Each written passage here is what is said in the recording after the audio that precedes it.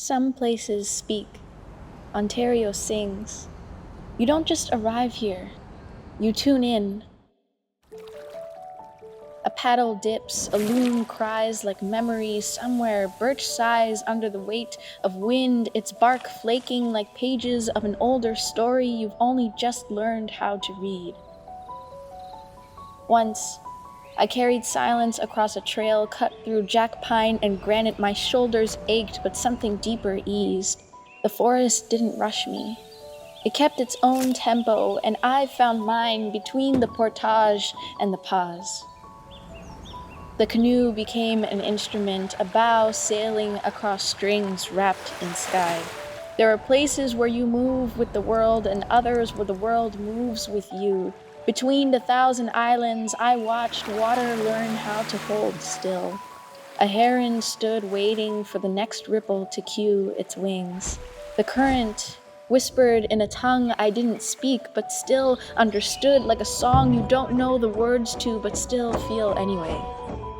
Among the white pines, the canopy hums with a chorus older than map or name. 5 needle clusters, 5 nations braided into harmony, first taught beneath the great tree of peace, a lullaby woven into the score of the land. Then the tempo shifts, the percussion of footsteps on city pavement, the bass line of a streetcar clatter. Toronto doesn't hum, it pulses.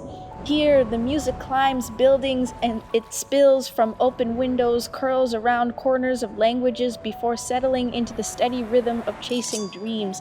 The city is syncopation, offbeat, on fire, never out of tune, something to keep listeners on their feet, but stillness waits in unlikely places. Once, in Ottawa, I stood beneath a sky the color of silence.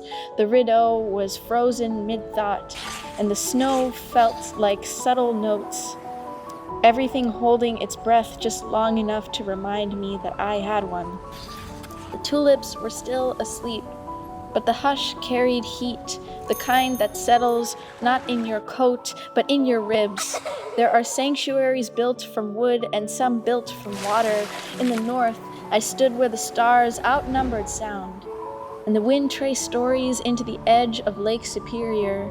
No signs, no schedule, just stones smoothed from listening and strangers who knew my name without needing to speak it. And further south, where mist meets Muskoka's lakes, I watched morning unfold like a hymn. The sun, a steady note rising in the throat of the sky. Even here, the rhythm holds, and when the song needs thunder, Niagara answers. Not a fall, a crescendo, a roar wrapped in water, the kind of beauty that breaks open and builds back all at once. You don't forget the sound. You carry it. Ontario isn't made of just one voice. It's harmony, a layered symphony of ice and cedar, steel and trillium, white water and whisper, and lake trout swimming beneath the last good ice. It doesn't ask you to choose a tempo. It asks you to feel all of them. The land doesn't chase you. It waits for you to catch up. So come, not to find something new, but to remember what rhythm feels like when you finally fall into step with something older than noise.